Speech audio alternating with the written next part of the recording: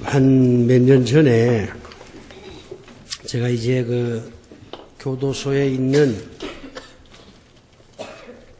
죄수들이라고 말씀을 해야 될지 모르겠습니다만은 그분들을 위해서 교정 선교를 하나 조직을 해서 활동을 했습니다. 겨자씨 교정 선교회라 하는 걸 이제 조직을 해서 이제 그 교도소에 다니면서 복음 전하는 일을 했는데 주로 이제 강릉에 많이 다녔어요. 강릉 교도소에서 제가 한 분을 사귀었습니다. 참 그 기막힌 사연이 있더라고요. 소설보다 더 드라마틱한 그런 인생이었습니다. 그분하고 이제 사귀었는데 그분이 이제 한 4년 전에 아마 그때쯤 됐을 거예요. 전화가 왔어요. 목사님, 제가 출소했습니다. 모범수로 출소했다는 겁니다. 그래서 제가 반갑습니다. 그동안 고생 많이 하셨습니다. 같이 식사라도 좀 하십시다. 그랬더니 그냥 시골로 내려가겠습니다. 그동안 고마웠습니다. 그런 이제 인사를 해요.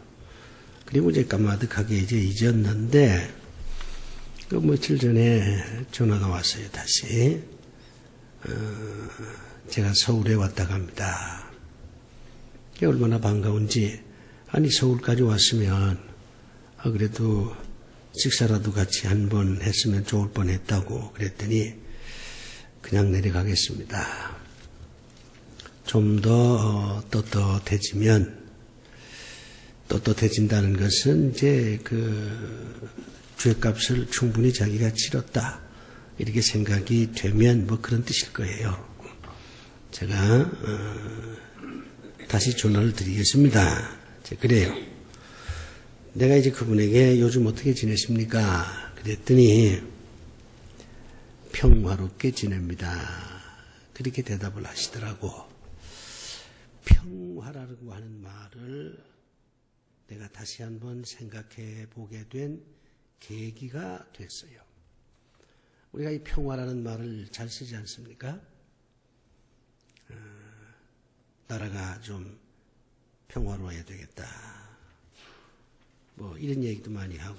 참 이 평화라고 하는 말이 굉장히 좋은 말이거든요. 그럼에도 불구하고 잊혀진 단어이기도 합니다. 너무 그저 현실이 각박하니까 이 평화라고 하는 아름다운 단어를 우리가 잃어버리고 이제 살았던 거지요. 이제 어느 큰 교회에서 교인들한테 설문조사를 했습니다. 왜 예수를 믿습니까? 설문조사를 했더니 다양한 대답들이 이제 나오는데 그 중에 이런 게 있어요. 구원받기 위해서 예수 믿습니다. 하나님의 축복을 받기 위해서 예수를 믿습니다. 그런 사람들이 있고 성경 공부를 좀 많이 했으니까 그런 대답이 나왔을 거예요. 그런데 이제 어떤 분들은 가정의 평화를 위해서 예수를 믿습니다. 그렇게 얘기한 분들도 상당수가 있었습니다. 이제 부부가 같이 신앙생활을 하면 가정이 좀 편안하잖아요. 남편이 예수를 믿는데 아내가 예수를 믿지 않으면 여러 가지 갈등이 생길 수 있어요. 또 아내가 예수를 잘 믿는데 남편이 믿지 않으면 또 보이지 않는 긴장이 생기게 되고 그것 때문에 다툼이 생겨나는 경우도 흔합니다. 그래서 이혼 사유를 보면 종교가 서로 달라서 이혼한다. 그런 분들도 꽤 있습니다. 또 어떤 분들은 이렇게 대답을 합니다. 부모에게 효도하기 위해서 예수를 믿습니다. 그렇게 답변하는 분들도 제법 있었다고 해요. 본인은 예수 믿기 싫은데 그 부모님이 이제 예수를 잘 믿거든요. 주일날 되면 교회 가자. 한두 번 또 안 가면 부모님이 화를 내기도 하고. 그래서 내가 이거 부모한테 효도하는 방법은 예수 믿는 것이로구나. 이렇게 생각을 해서 예수를 믿는다. 그런 분들도 제법 있었습니다. 또 이제 마땅한 종교가 없어서 예수를 믿는다. 그런 분들도 있었어요. 종교를 갖고 싶기는 한데 마땅한 게 없어요. 그래도 그 가운데 기독교가 제일 낫다. 이렇게 생각을 해서 예수를 믿는다. 그런 얘기입니다. 여러 예수 믿는 이유들이 나오는데 가장 많은 사람이 선택한 것은 마음의 평안을 얻기 위해서 예수를 믿습니다. 이게 압도적이었습니다. 왜 현대인들이 예수를 믿느냐? 여러 가지 이유가 있지만 마음의 평안을 얻기 위해서 예수를 믿는다는 것입니다. 아마 여러분들도 내가 예수 믿으면 마음이 좀 편안해지지 않겠나 그리 생각해서 예수 믿는 분들도 제법 많을 겁니다. 그 외에 여러 가지 이유도 있겠지만 평화와 평안은 어떻게 다르냐? 이것도 우리가 한번 좀 생각을 해봐야 됩니다. 평화는 굉장히 광범위한 단어입니다. 일반적으로 이 평화라고 하는 말은 싸움이 없는 상태를 의미합니다. 전쟁이 없는 상태. 그래서 이 평화는 공동체적인 개념이에요. 그런데 이 평화는 나 자신의 심리 상태를 말하는 겁니다. 마음이 안정이 되고 그리고 여유가 생기고 너그러워지고 편해지고 그런 상태를 평안이라 그렇게 표현을 합니다. 그래서 많은 행복 심리학자들은 행복이 뭐냐 이렇게 물으면 무슨 돈이 많고 뭐가 있고 이런 걸 들질 않습니다. 돈이 있든 없든 건강하든 건강하든 그런 어떤 여러 가지 조건과 상관없이 마음이 안정이 되고 마음이 편해지고 마음이 여유가 생기고 만족감을 느끼고 안정감이 주어지고 그러면 그것이 행복이다. 이렇게 정의를 내립니다. 따지고 보면 우리가 이제 돈을 벌려고 하는 것도 돈이 좀 있어야 마음의 여유도 생기고 마음이 좀 편안해지지 않겠느냐. 그래서 우리가 돈을 버는 거잖아요. 우리가 사랑하는 것도 그렇습니다. 사랑하면 마음이 편안해지고 여유가 생기고 즐겁고 만족스럽고 그래서 사랑하는 거거든요. 건강관리하는 것도 마찬가지예요.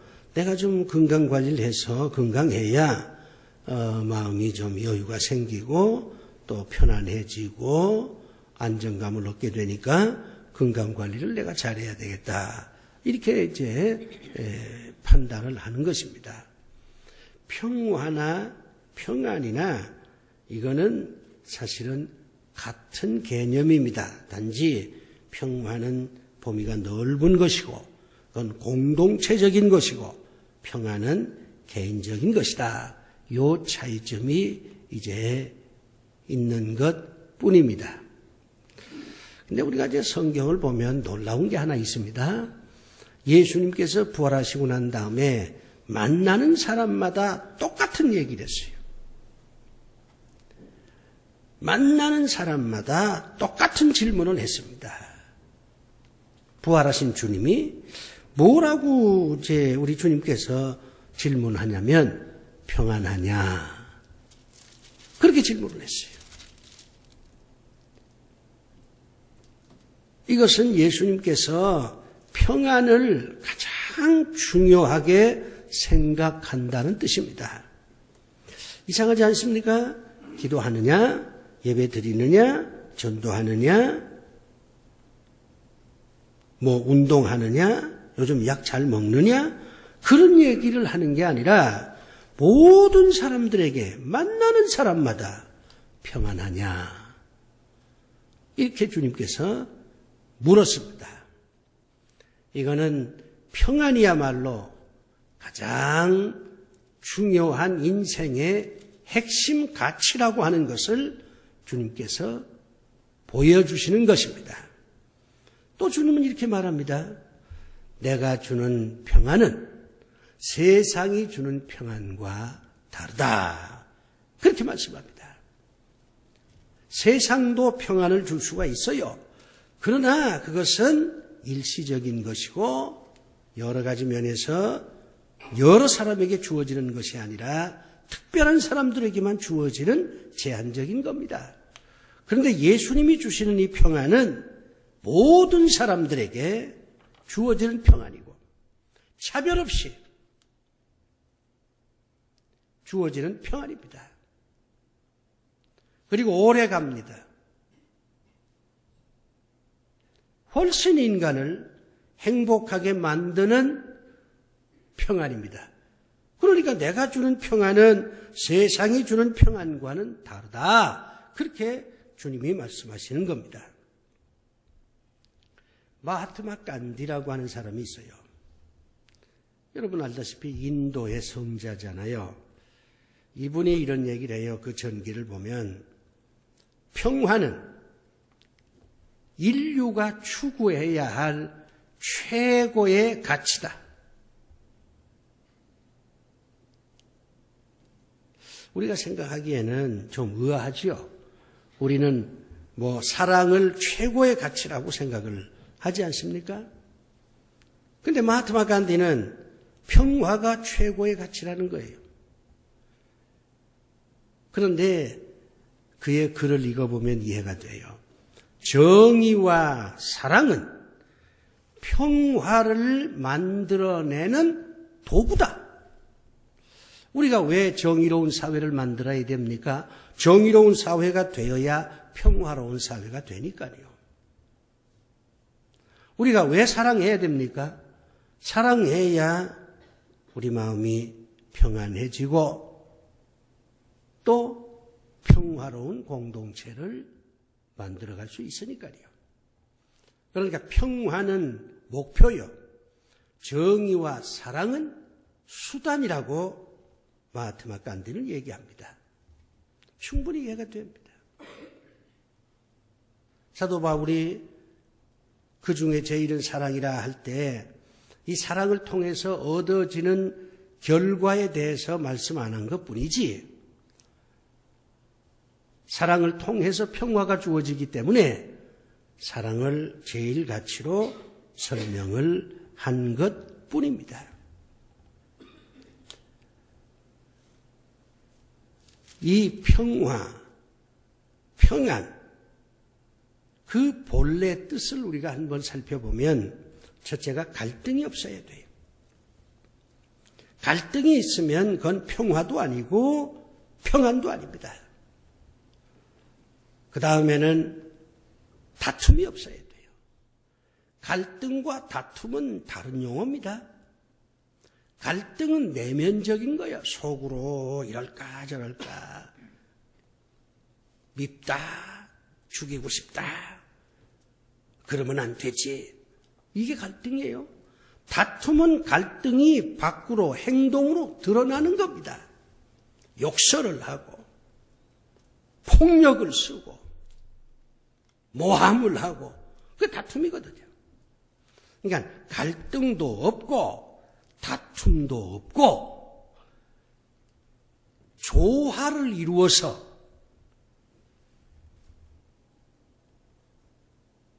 평온한 상태.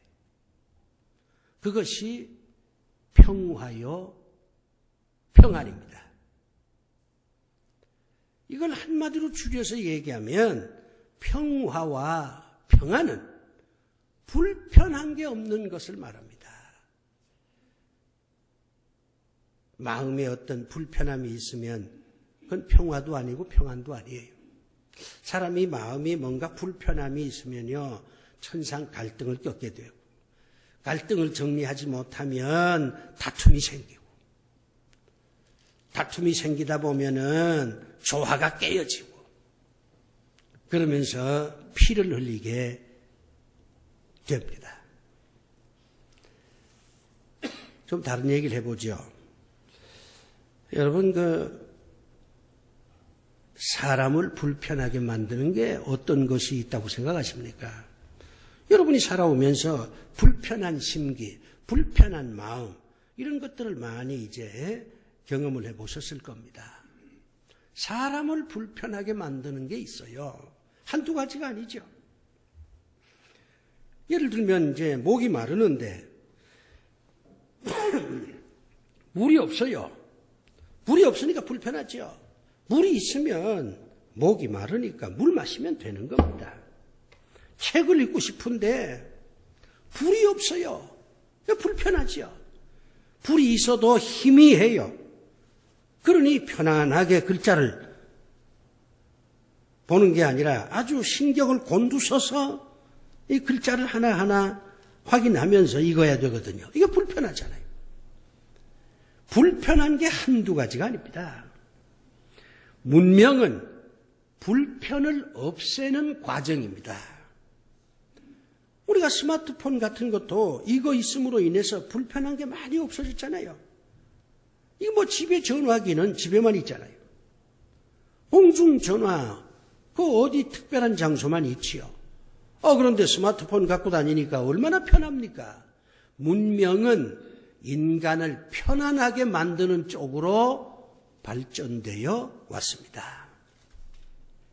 문명이 발전한 나라라고 하는 것은 사람들이 그만큼 편하게 산다, 뭐 그런 뜻이에요. 인간을 불편하게 만드는 게 한두 가지가 아니에요. 그런데 그 여러 가지 인간을 불편하게 만드는 것을 전부 종합을 해봅니다.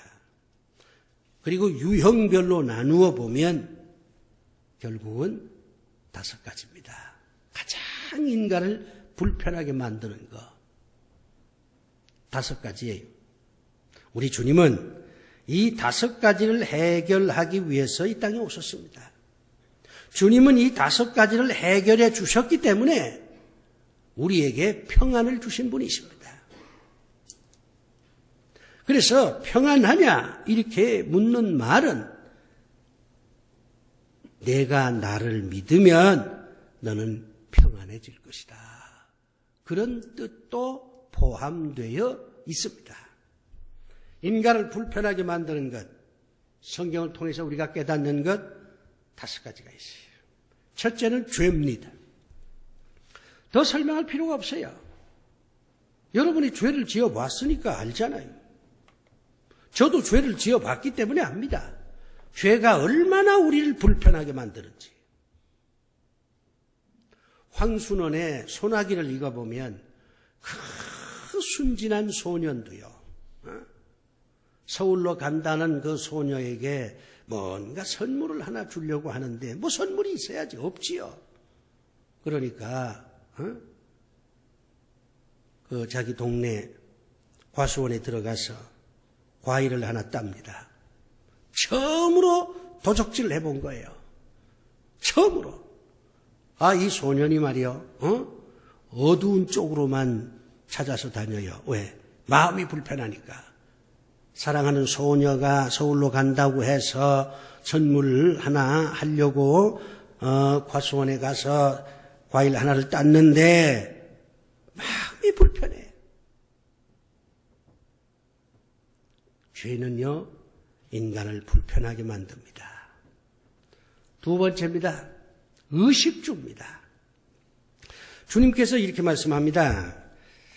너희는 무엇을 먹을까, 입을까, 마실까 염려하지 말라. 이런 말씀을 하시는 걸 보면 그 시대 사람들이 얼마나 이 먹고 사는 문제에 대해서 힘들어 했는지를 알 수가 있습니다.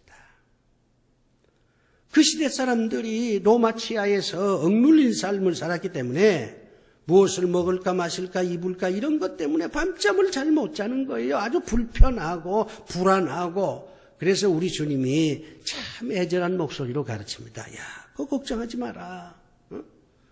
들판에 핀 백합을 보라. 공중에 나는 새를 보라. 하나님이 다 해결해 주지 않냐. 이건 다른 말로 얘기하면 가난입니다. 가난이 우리를 불편하게 만들잖아요. 가난은 우리를 불편하게 만들면서 그 다음에 불행하게 만듭니다.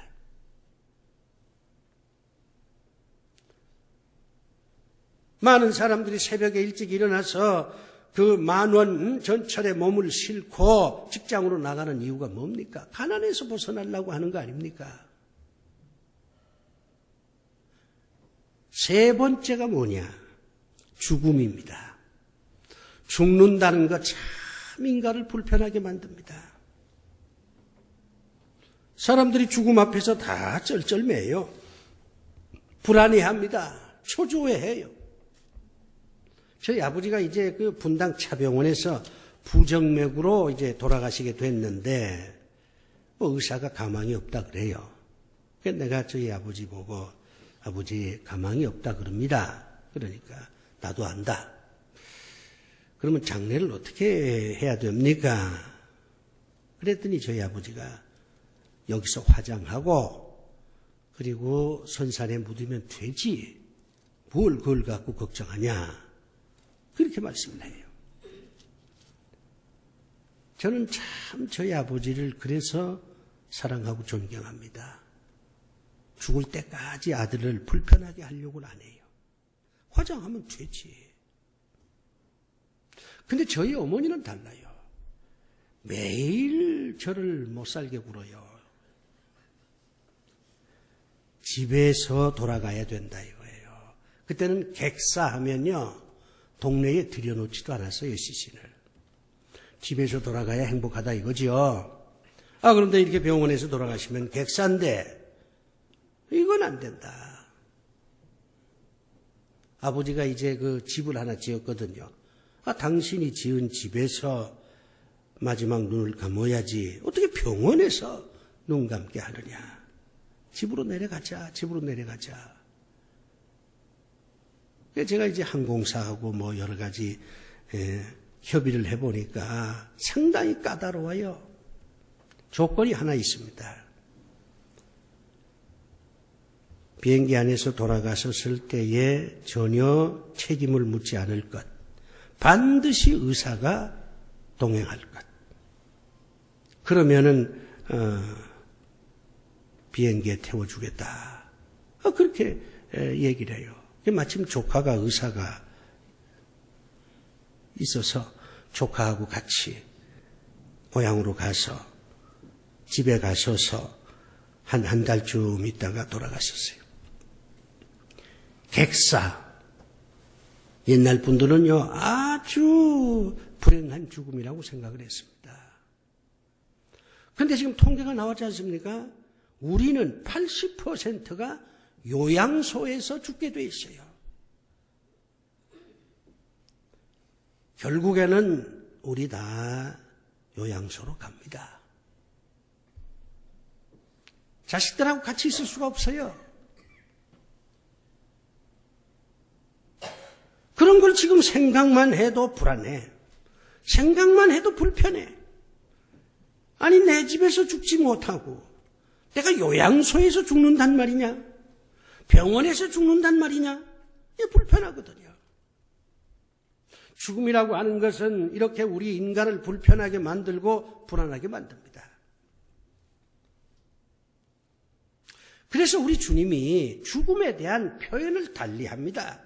나사로가 죽었을 때에 주변 사람들이 엉엉 울 때에 우리 주님께서 뭐라고 말하냐면 죽은 게 아니야. 잠자는 것이야. 그렇게 표현했어요.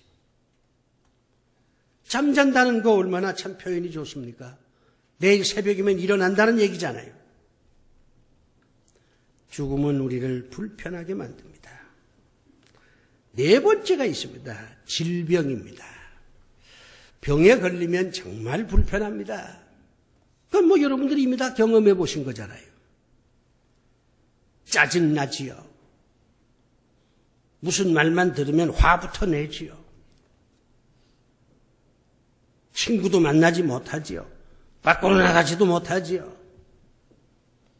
사람이 병들면 얼마나 불편한지 몰라요. 가족 중에 병든 사람이 있어도 불편합니다. 그래서 우리 주님께서 병 고쳐주는 일을 참 많이 하신 겁니다. 심지어는 안식일에도 병을 고쳐주었어요. 모세의 율법을 어기면서까지 우리 주님은 병든 자를 고쳐주셨습니다. 병든 자의 그 불편한 마음, 불안한 마음을 주님이 잘 알고 계시니까 안식일에도 병을 고쳐준 겁니다. 마지막 다섯 번째입니다. 무지입니다. 무지. 알면 편안해지는데 모르니까 불편해져. 알면 마음이 편해지는데 모르니까 마음이 아주 갈팡질팡하게 되는 겁니다. 옛날에는 파도가 그냥 높이 치면은 무슨 용왕이 화를 냈구나 이렇게 생각을 해서 제사를 지냈어요. 심청이가 그래서 인당수에 빠진 거 아닙니까? 번개가 번쩍하고 천둥이 우르렁하면 지금은 그거 겁내는 사람 없습니다. 자연의 이치를 아니까요.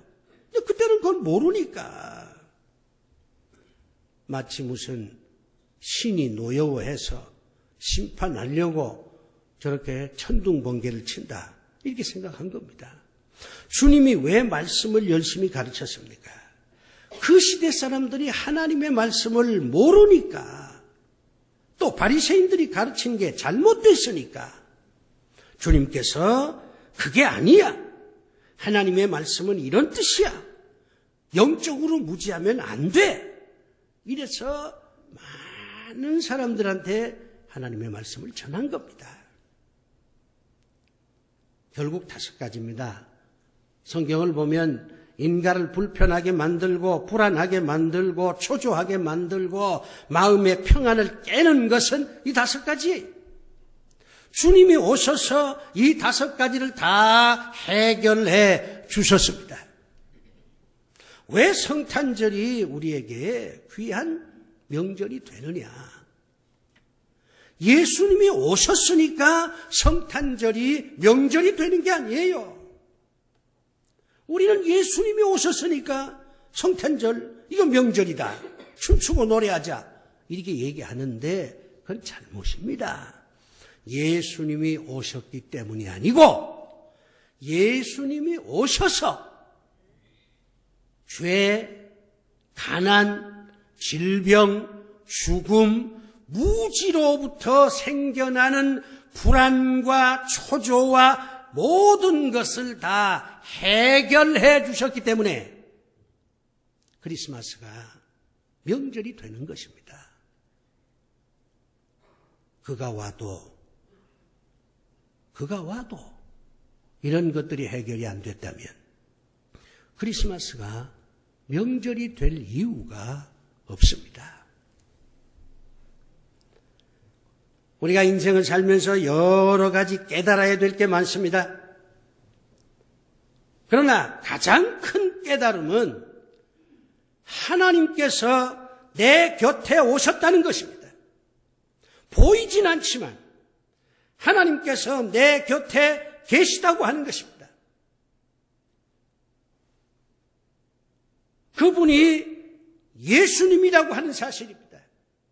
그래서 나의 죄, 나의 가난, 나의 질병, 나의 죽음, 나의 무지, 여기에서 오는 모든 그 불안과 아픔과 갈등, 다툼 이런 걸 다 해결해 주셔서 나에게 평안을 주셨으니까 아, 정말 크리스마스야말로 참된 명절이구나. 이걸 우리가 깨닫는 겁니다. 하나님은 보이지 않습니다. 보이지 않으니까 믿기가 어렵지요. 제 그 친구가 한 분 있는데 오래전에 아내를 말이에요. 그 아내가 아주 똑똑해요. 프랑스 유학을 시켰어요. 남편은 여기서 애들 키우고 아내를 프랑스 유학을 보냈어요. 그때 그 부인이 굉장히 젊었습니다. 뭐 30대 초반쯤 됐어요. 프랑스 유학을 보내는 거야. 그래 이제 우리 친구들끼리 모여서 농담 반 진담 반으로 이런 얘기를 했어요. 야, 그 말이야, 네 마누라 저 파리에 가서 바람나면 어떡해? 보내지 마라. 얼굴도 이쁘고 능력도 있고 그 파리로 보냈다가는 마누라 바람나 잃어버려. 그러니까 보내지 마라. 우리 친구들이 모여서 그렇게 얘기를 했어요. 그랬더니 그 친구가 빙그레 웃으면서 이렇게 얘기해요. 나는 내 마누라를 믿어. 난 보낼 거야. 나보다 똑똑한 마누라인데. 그래서 그 부인이 파리로 갔습니다. 그리고 돌아왔어요. 지금 교수로 재직을 하고 있습니다. 파리로 가면 보이지 않지 않습니까? 마누라가 뭘 어떻게 하는지 한국 땅에서 그거 보입니까? 그래도 그 친구는 마음이 편안했어요. 왜? 믿으니까. 여기에 인생의 큰 깨달음이 있습니다. 믿으면 편안하고 믿지 못하면 불편한 거예요. 하나님께서 내 곁에 계시다고 하는 것을 믿으면 우린 편안해집니다. 근데 하나님께서 보이지 않는다고. 내가 언제 하나님하고 대화를 해봤냐. 하나님하고 커피 한 잔도 안 했는데 내가 어떻게 하나님을 믿으란 말이야. 그러면요. 신앙생활 하면서도 여전히 불안합니다. 평안을 얻질 못해요. 가장 큰 깨달음은 보이지 않지만 믿는 것입니다. 하나님은 내 눈에 보이지 않지만 내 곁에 내 안에 나와 함께 동행하시는 분이라 하는 것을 믿는 것, 그 깨달음이 여러분을 평안하게 할 것이고 여러분을 행복하게 하실 겁니다. 우리 하나님이 내 곁에 계시다고 하는 것을 믿읍시다. 아멘. 기도합시다. 아버지 하나님, 하나님은 멀리 계시지 아니하고 이제 내 곁에 계시는 것을 저희가 믿습니다. 저희에게 평안이 주어지기를 간절히 바라옵고 예수님 이름으로 기도하옵나이다. 아멘. 이렇게 촘촘히 나란히 앉았으니까 인사 좀 합시다. 하나님이 당신 곁에 계십니다.